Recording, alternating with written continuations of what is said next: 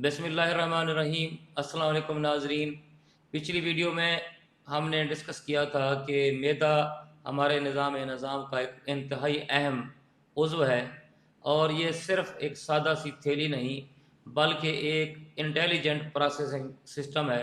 यानी ऐसा निज़ाम का हिस्सा है कि जिसमें खुराक न सिर्फ़ वहाँ पे स्टोर होती है बल्कि वहाँ मिक्स होती है, छोटे छोटे टुकड़ों में तक़सीम होती है और वहाँ पे डाइजेशन का, ख़ास तौर पे प्रोटीन की डाइजेशन का प्रोसेस शुरू हो जाता है। और इसमें सबसे अहम चीज़ उसका जो काम है कि खुराक लेके प्रोसेस करके फिर जितना ज़रूरत होती है, जिस वक्त ज़रूरत होती है, उसके हिसाब से आंत को ये हवाले करता है। तो ये इंतहाई अहम उज़्व है। तो इसमें कौन कौन से किरदार हिस्सा लेते हैं?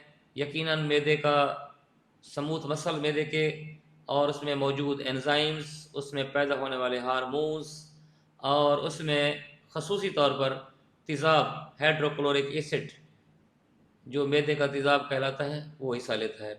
तो आज की इस वीडियो में हम बात करेंगे आखिर मैदे का तेज़ाब जो है ये दुश्मन है या दोस्त है, और ये तेज़ाब क्यों बनता है, इसकी क्या ज़रूरत होती है, और इसके बारे में लोग क्यों कहते हैं हर वक्त जी वो मुझे एसिडिटी हो गई, तेज़ाब ज़्यादा हो गया, तेज़ाब ने ख़राब कर दिया, खट्टे डकार आ रहे हैं, दर्द हो रहा है, जलन हो रही है।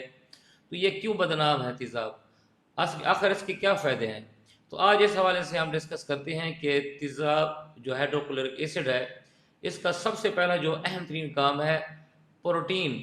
जिस तरह के हम गोश्त खाते हैं, अंडे खाते हैं और मुख्तलिफ़ किस्म की सब्ज़ियों की जो प्रोटीन है वो खाते हैं, तो उसके हाजमे में सबसे पहले तेज़ाब मैदे के अंदर उसका डाइजेशन सिस्टम शुरू करता है, उसके छोटे हिस्सों में तकसीम करता है।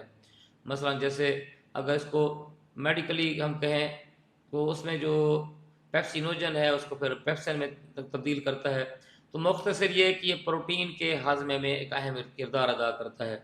और फिर क्योंकि तेज़ाब है, एसिड है, तो ये जो मीडिया मैदे का इस एसिडिक होता है, उसमें जो ग़िज़ा हम खाते हैं बाज़ वक़्त कंटामिनेटेड और आलूदा, जिसमें मुख्तलिफ़ किस्म के जरासीम भी चले जाते हैं, तो ये तेज़ाब ही होता है, इसकी तेज़ाबियत का माहौल होता है जो उन जरासीमों को ख़त्म कर देता है। तो इसका ये अहम तरीन काम है कि आलूदगी को, कंटामिनेशन को ये अपनी तेज़ाबी कैफ़ियत से ख़त्म कर देता है।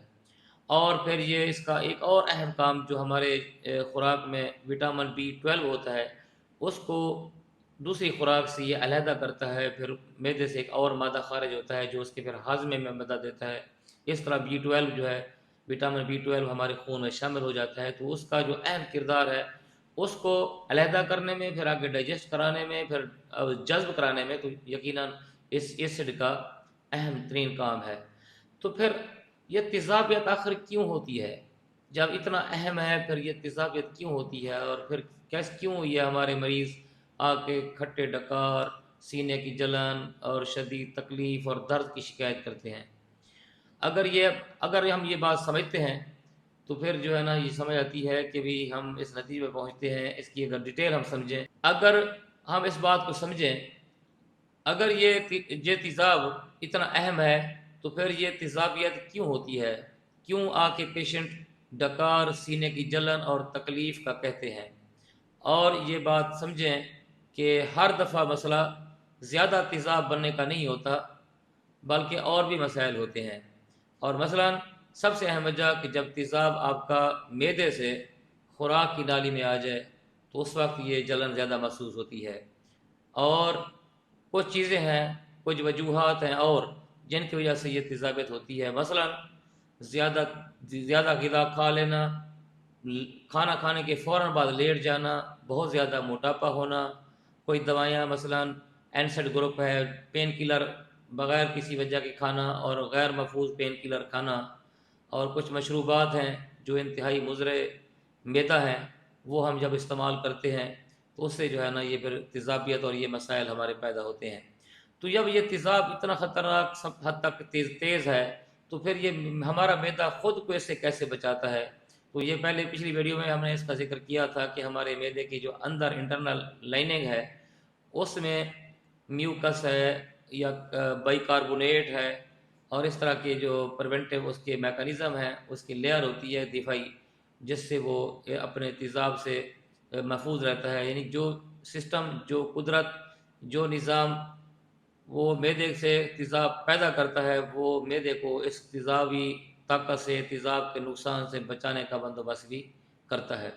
اور جب یہ دفاعی نظام، یہ معدے کی حفاظت، اس کی دیوار کی حفاظت کرنے والی جو پروٹیکٹیو لائن ہے وہ کمزور ہو جائے، مثلا جیسے السر میں ہو جاتی ہے، گیسٹرائٹس میں ہو جاتی ہے، ایچ پائلوری میں ہو جاتی ہے، اور بہت سی وجوہات ہیں جو اندر جو ٹائیفائڈ کی وجہ سے ہو جاتی ہیں، بہت ساری انفیکشنز میں ہو جاتی ہیں، تو پھر کیا ہوتا ہے؟ تو بہت سارے جو علامات جیسے میں نے کہا ہے وہ پیدا ہوتے ہیں. تو ہم اس صورت میں کن کن وجوہات کی بنا پر ہم سمجھیں کہ جی یہ دوائیاں ہم خود بعض اوقات سیلف میڈیکیشن کر رہے ہوتے ہیں، اینٹیسڈ لے رہے ہوتے ہیں اور باقی چیزیں علامتی علاج کر رہے ہوتے ہیں، تو کب جو ہے نا ہمیں ڈاکٹر سے رابطہ کرنا چاہیے؟ آپ کے لیے، آپ کی اطلاع کے لیے عرض ہے، جب بھی خون کی الٹی آ جائے، کالے رنگ کے پخانے آ جائیں، مسلسل آپ کو قے ہو رہی ہو، وزن آپ کا کم ہو رہا ہو، یا شدید درد ہو معدے میں بار بار، تو اس وقت آپ کو جو ہے ڈاکٹر سے رابطہ کرنا چاہیے. اور آپ کو میرا یہ میسیج ہے کہ یہ تیزاب کے حوالے سے آپ جان لیں، یہ دشمن نہیں ہے، یہ دوست ہے. لیکن جب تک یہ اپنی جگہ پر ہو، اپنی حد میں ہو، تو اس وقت جو ہے نا یہ ٹھیک ہے. اگر یہ اپنی جگہ سے دوسری جگہ پہنچتا ہے، یا اس کی جگہ کے اندر زخم یا کوئی تبدیلی آ جاتی ہے، تو پھر یہ دوست دشمن بن جاتا ہے. تو نیکسٹ ویڈیو میں ہم ذکر کریں گے کہ کون کون سی حفاظتی تدابیر اختیار کریں، اور ہم ان مسائل سے، معدے کی جو بیماریاں ہیں ان سے بچ جائیں، اور جس کو ہم الامراض کہتے ہیں، تو اس سے کیسے ہم جو ہے نا محفوظ رہ سکتے ہیں. تو میری دعا ہے کہ جس طرح ہم شان لطیف سرجیکل ہاسپٹل کے ہیلتھ ایجوکیشن فورم سے آپ کو یہ معلوماتی ویڈیوز دے رہے ہیں، تو ان کو سمجھ کے اپنے دوستوں کو، اپنے گھر والوں کو سمجھائیں. یہ چھوٹی چھوٹی باتیں سمجھ کے ہم اپنے آپ کو بھی اور اپنے معاشرے کو بھی صحت مند بنانے میں کردار ادا کر سکتے ہیں. اللہ تعالی ہم سب کا حامی ناصر ہو. جزاک اللہ.